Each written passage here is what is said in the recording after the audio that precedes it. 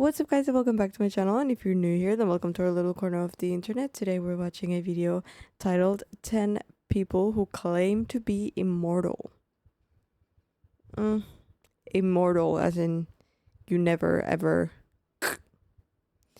I don't know guys, what do you think? If we had the choice, would you guys be immortal?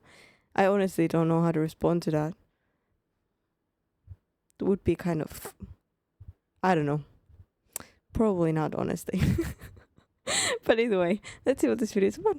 The oldest human being to ever live was Jean Calment. She was born in 1875 and died in 1997 at the age of 122. Everyone agrees this is the longest a human being has ever existed for. Well, not everyone. Some people say there are others much older than that. Some people say there are humans who have become immortal. Some people even say that they themselves are immortal. Do you believe them? Let's find out. My name is Danny Burke, and this is the top 10 people claimed to be immortal. Starting off at number 10 now, we have Alex Chiu. He is a 46-year-old man who claims to be immortal. How has he achieved that? Through the use of his immortality rings. He invented these small magnetic rings to be worn on people's fingers and toes to ensure that people's cells always heal properly and never die. Apparently, if the cells constantly regenerate, then the person never dies. He says he has modernized ancient Chinese medicine to make immortality accessible for everyone. You can actually buy. Quite interesting, but I've never heard of this, so it's questionable.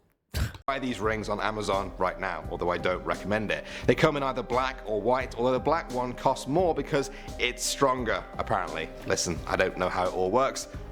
I mean, if you're gonna be immortal with that ring, then how can you have a stronger one and a weaker one?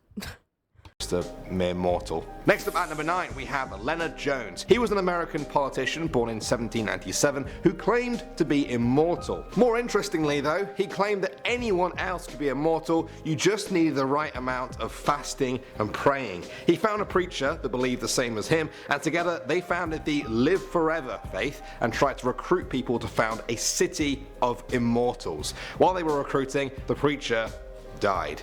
Apparently, Leonard Jones was very much embarrassed when he had to speak at the funeral of his immortal partner. He then switched to politics and tried to run for US president many times, with his main policy being, his immortality. Sadly, he lost a lot of support when he died, age 71, and people say you can't trust politicians. Alright, at number 8 now, we have the Wandering Jewish Man. In medieval Europe, there was a story of a Jewish man who was there at the crucifixion of Jesus. As he saw Jesus carrying the cross, the man taunted him and told him to hurry up. Jesus then turned to look at him and cursed him to walk the earth until he returned in the second coming. His name was Ahasuerus, and countless people said they saw him wandering the earth hundreds of years later. Jesus wouldn't do that, right? Or would he? Nah.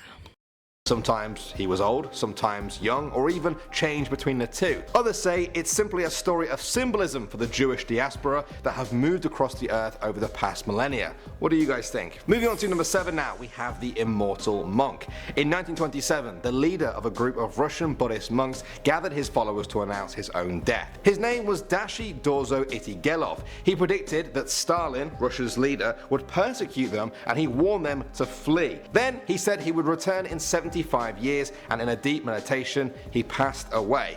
Then many years later his body was exhumed. The monks were amazed to find his body perfectly preserved. His limbs were flexible and the skin was elastic. In 2002 his body was put on display in the temple. It was 75 years on, and what? How is that possible? He had apparently returned. The Buddhists believe that he remains in a deep meditative state on the edge of life and death. Next up at number 6 now, we have Nicholas Flamel. You might recognize this guy's name from Harry Potter as the immortal.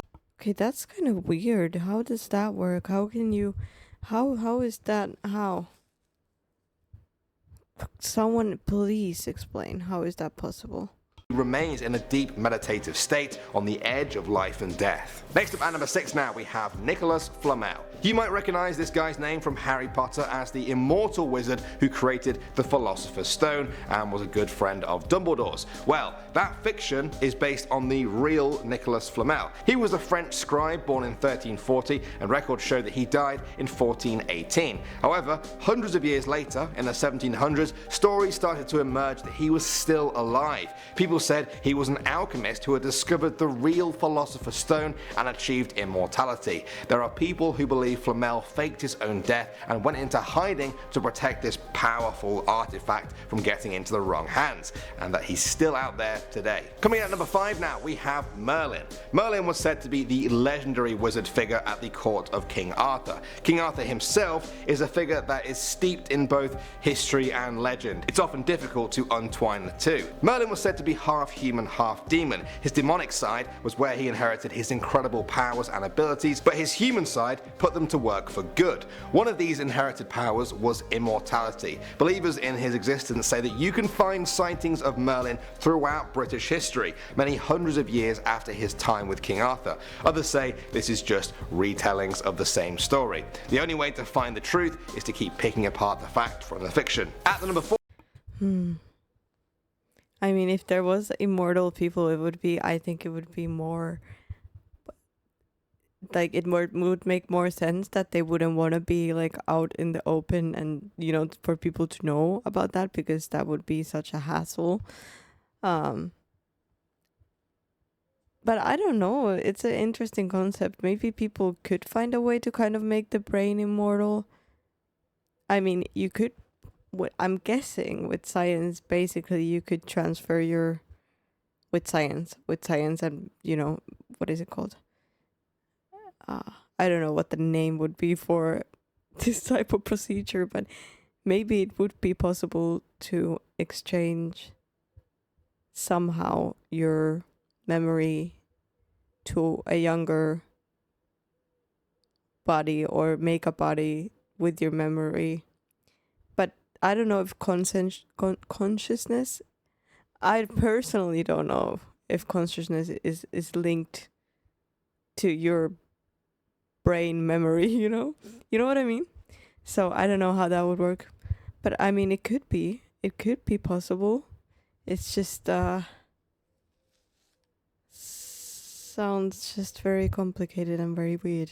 Fourth spot now, we have the 3 Nephites. According to Mormons, Jesus visited what is now America after his resurrection. He chose 12 apostles, and when his time came to leave, 3 of them asked to stay behind forever to help humanity and watch over them. Jesus was said to have granted this, and Mormons believe the 3 Nephites still walk among us today. As proof of this, they point to stories of kind strangers helping people throughout history before disappearing without a trace. Next up at number 3 now, we have Achilles. I'm sure you've all heard of the phrase Achilles' heel. This is the guy it comes from. He was said to be a legendary Greek hero of the Trojan War. The story goes that when he was a baby, he was dipped into the river Styx, the river that separates Earth from the underworld. This made him invulnerable to everything, even death itself, effectively making him immortal, except for one tiny thing. They held him in the river by his ankle, meaning that his ankle was totally vulnerable. He was killed by a poison arrow to that ankle in a battle, thus bringing his immortality to a swift end. Achilles' heel really was his Sorry, but I'm just thinking about someone pinching you in the ankle. Ouch. Achilles' heel. Next up at number 2 now, we have the Count of Saint Germain. He was a European nobleman who was born in 1691 and was known for his works in science, the arts and philosophy. He was said to have attained immortality after drinking an elixir which he made through his mastery of alchemy. He travelled European courts where nobles were astonished to see he had not aged a single day in the 50 years since they last saw him. Many people said that he could live forever, even himself having confessed on at least one occasion to be 300 years old using the secrets of universal medicine. Records show he died in 1784 at the age of 93, but there have been countless stories of his appearance since then, even as recently as the 1970s. Alright, finally at number 1 now we have Qin Shi Huang. He was a famous Chinese emperor whose dynasty lasted 400 years. Some of the most famous works under his rule include the Terracotta Army and parts of the Great Wall of China. He was said to be so loved by his people that they thought of him as an immortal. This was a prophecy Qin Shi was more than happy to fulfill, and he became obsessed with seeking immortality. On 2 occasions, he sent hundreds of people out into the world to find the legendary elixir of life. Both times were a failure. In the end, he died of mercury poisoning after he ate too many mercury pills given to him by his doctors to try and make him mortal. Oh dear. Oh, and that's a shame. Like, that's sad. Well guys, I'm not sure how I feel about some of those stories, but you know, there's no smoke without fire. Also, if there are immortal people out there, maybe staying hidden is one of the reasons they've lived so long. Thanks, as always, for watching guys. I hope you have a lovely day, wherever you are. My name is Danny Burke, and I'll see you all in the next video.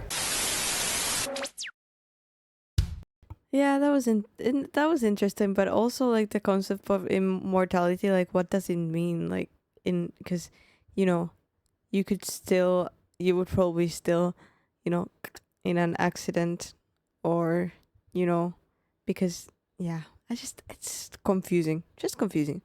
Either way, guys, thank you for joining me for this video. Please leave your thoughts in the comments below. I hope you liked it. Please leave a like, subscribe, and I'll see you guys in the next video. Bye.